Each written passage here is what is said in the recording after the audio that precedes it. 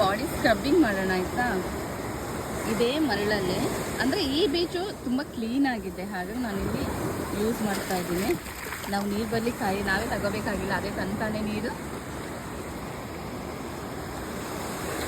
Clean ಮಾಡುತ್ತೆ.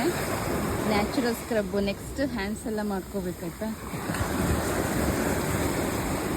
ತುಂಬಾ clean ಆಗುತ್ತೆ ಕಾಲುಗಳು ನಿಜವಾಗ್ಲೂ. ನಿಮಗೆ ಅನ್ನಿಸ್ಬೋದು ಇದೇನೋ ವಿಚಿತ್ರ ಅಂತನೋ, ನೆಕ್ಸ್ಟ್ ಟೈಮ್ ಬಂದಾಗ ನೀವು ಟ್ರೈ ಮಾಡಿ ನೋಡಿ ಲೆಗ್ಸೆಲ್ಲ ಎಷ್ಟು ಕ್ಲೀನ್ ಆಗುತ್ತೆ ಅಂತ. ಹೇಗೂ ಅಲ್ಲೇ ಬರುತ್ತಲ್ಲ, ಹಾಗಾಗಿ ಅವ್ರು ಬಂದು ಕ್ಲೀನ್ ಮಾಡ್ತಾರೆ ಅಂತ ನಾನು ಇಲ್ಲೇ ವೇಟಿಂಗಲ್ಲಿದ್ದೇನೆ.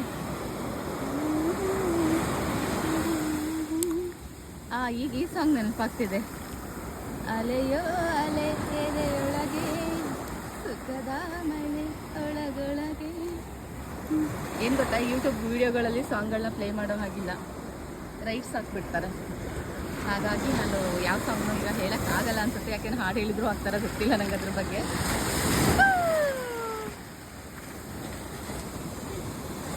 ಅಂದರೆ ಏನಾಗಿತ್ತಂದರೆ ಈ ಕಡೆ ಕಾಲುಂಗ್ರ ನೋವಾಗಿ, ಅಂದರೆ ಮೀನ್ಸ್ ದಪ್ಪ ಆದವಾಗ ಅಥವಾ ಸ್ವಲ್ಪ ಹಾಳಾದಾಗ ಆಗುತ್ತಲ್ಲ, ಅದಕ್ಕೆ ಸ್ಕಿನ್ ಎಲ್ಲ ಹೋಗ್ಬಿಟ್ಟಿದೆ ಇಲ್ಲಿ ಒಳಗಡೆ. ಹಾಗಾಗಿ ಒಂದು ಸೈಡ್ ಕಾಲುಂಗ್ರನ ತೆಗೆದಿಟ್ಟಿದ್ದೆ, ಇನ್ನೊಂದು ಸೈಡ್ ಹಾಗೆ ಹಾಕಿದ್ದೀನಿ.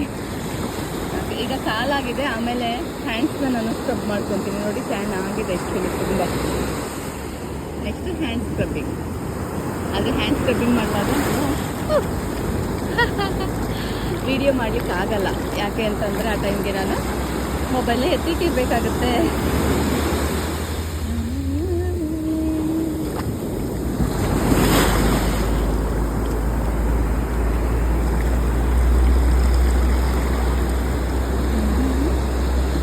ಚೆನ್ನಾಗಿದೆ ಅಂದರೆ ಆ ಫೀಲ್ನ ನಾವು ಬಾಯಲ್ಲಿ ಎಕ್ಸ್ಪ್ಲೈನ್ ಮಾಡೋಕ್ಕಾಗಲ್ಲ. ಪ್ರತಿಯೊಬ್ಬರು ಸಹ ಆ ಫೀಲ್ಗಳನ್ನ ಅನುಭವಿಸ್ಬೇಕು.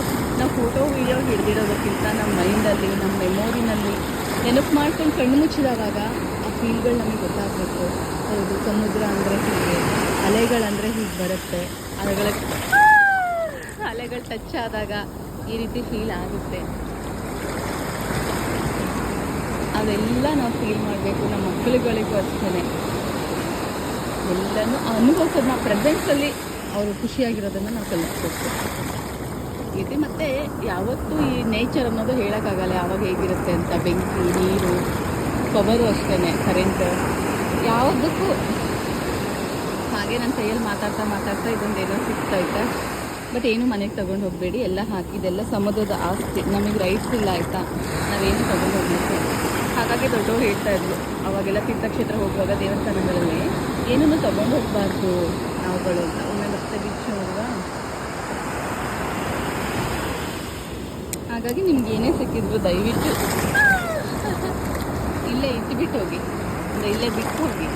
ಯಾಕೆ ಅಂತಂದರೆ ಅದು ಇಟ್ಸ್ ನಾಟ್ ಬಿಲಾಂಗ್ಸ್ ಅರ್ತ್, ಅದು ಸಮುದ್ರದ ಪ್ರಾಪರ್ಟಿ, ಇದು ನೇಚರ್ಗೆ ಸಂಬಂಧಪಟ್ಟಿದ್ದು. ಹೀಗೆ ನಾನಂತೂ ಸಖತ್ತಾಗಿ ಎಂಜಾಯ್ ಮಾಡಿದೆ. ನೀವೇನಾದರೂ ಬೀಚ್ನ ನೋಡಿ ಈ ಫೀಲ್ನ ಎಂಜಾಯ್ ಮಾಡಬೇಕಂದ್ರೆ ಈ ವಿಡಿಯೋದಲ್ಲಿ ನಿಮಗೆ ಪೂರ್ತಿ ಸಿಗುತ್ತೆ. ಅಲೆಗಳು ಬರೋದು, ಅಲೆಗಳು ಹೋಗೋದು, ಪ್ರತಿ ಸೆಕೆಂಡು ಅಲೆಗಳು ಬರುತ್ತೆ. ಅದು ನಿಲ್ಲೋದೇ ಇಲ್ಲ, ನಿಂತರೆ ಅದಕ್ಕೆ ಅರ್ಥನೇ ಇಲ್ಲ, ಅಥವಾ ಸೌಂದರ್ಯಕ್ಕೆ ಅರ್ಥನೇ ಇಲ್ಲ. ಆ ಸೌಂದರ್ಯನೇ ಇಲ್ಲ ಅಂತ ಅರ್ಥ. ತಟಸ್ಥವಾಗಿ ನಿಂತರೆ ಅದೊಂದು ಕೆರೆ, ಅದೊಂದು ಸರೋವರ ಆಗಿರುತ್ತೆ. ಸಮುದ್ರ ಅಂದರೆ ಅದು ಹೀಗೇನಿರಬೇಕು. ಪ್ರತಿಯೊಬ್ಬ ವ್ಯಕ್ತಿನೂ ಅಷ್ಟೇ ಡಿಫ್ರೆಂಟ್ ಇರ್ತಾರೆ. ಎಲ್ಲರೂ ಒಂದೇ ಥರ ಇದ್ದರೆ ಹೇಗೆ ಚೆಂದ ನಿಮ್ಗೆ ಅನ್ನಿಸ್ಬೋದು. ಒಬ್ಬರು ಕೋಪಿಸ್ಟ್ರು, ಒಬ್ಬರು ಮುಂಗೋಪಿಗಳು, ಅಥವಾ ತುಂಬ ಒಳ್ಳೆಯವರು, ಒಬ್ಬರು ಸೈಲೆಂಟ್ಗಳು, ಒಬ್ಬೊಬ್ಬರು ಕನ್ನಿಂಗ್, ಎಲ್ಲ ಥರ ಕ್ಯಾರೆಕ್ಟರ್ಸ್ಗಳು ಇರುತ್ತೆ.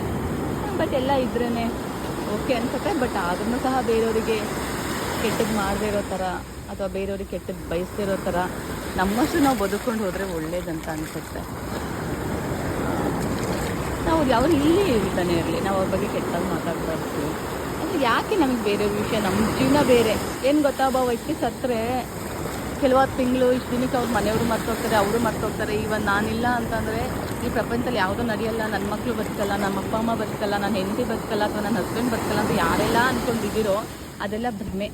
ಆ ಭ್ರಮೆಯಿಂದ ದಯವಿಟ್ಟು ಅಷ್ಟು ಬೇಗ ವಾಪಸ್ ಬನ್ನಿ. ಯಾಕೆ ಅಂತಂದರೆ ಇದೆಲ್ಲ ನಶ್ವರ, ಇದ್ಯಾವುದು ಪರ್ಮನೆಂಟ್ ಅಲ್ಲ. ಎಲ್ಲನೂ ಮರೀತಾರೆ.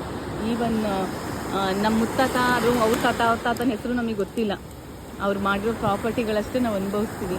ನಾವು ಮಾಡಿರೋದು ಏನಾರು ಇದ್ದರೆ ಅವ್ರು ಅನುಭವಿಸ್ತಾರೆ ಅಷ್ಟೇ. ನಮ್ಮನ್ನೆಲ್ಲ ಮರ್ತ್ಬಿಡ್ತಾರೆ. ಎಷ್ಟು ದಿನ ಆಳ್ತಾರೆ? ಅದು ಮರೆವು ಅನ್ನೋದು ಒಂದು ಸಹಜ ಗುಣ. ಅಂದರೆ ಅದು ಒಂದು ಏನು ಗೊತ್ತಾ, ಟೆಂಪ್ರವರಿ ಮೆರವು ಇಲ್ಲ ಅಂತ ಅಂದಿದ್ರೆ ಮನುಷ್ಯ ಹುಚ್ಚ ಆಗ್ಬಿಡ್ತಿದ್ನಂತೆ. ಹಾಗೆ ಟೆಂಪ್ರವರಿ ಮೆಮೊರಿ ಲಾಸ್ ಅನ್ನೋದು ಎಲ್ಲರಿಗೂ ಇದೆ. ಅದಿಲ್ಲಾಂದ್ರೆ ನಾವು ಬದುಕೋಕ್ಕಾಗಲ್ಲ. ಎಲ್ಲರೂ ಮೆಂಟಲ್ ಪೇಷಂಟ್ಗಳಾಗಿರ್ತಿದ್ವಿ. ಯಾರು ಅದರಿಂದ ಹೊರಗಡೆ ಬರೋಕ್ಕಾಗಲ್ಲ, ಅವ್ರುಗಳು ಇವಾಗಲೂ ಮೆಂಟಲ್ ಪೇಷಂಟ್ಗಳೇ ಆಗಿದ್ದಾರೆ, ಅಂದರೆ ಮಾನಸಿಕ ರೋಗಿಗಳು ಅಂತ. ಇಲ್ಲಿ ನನ್ನ ಬಟ್ಟೆ ಮೇಲೆಲ್ಲ ಮರಳು ಬಂದು ಕೂತಿದೆ.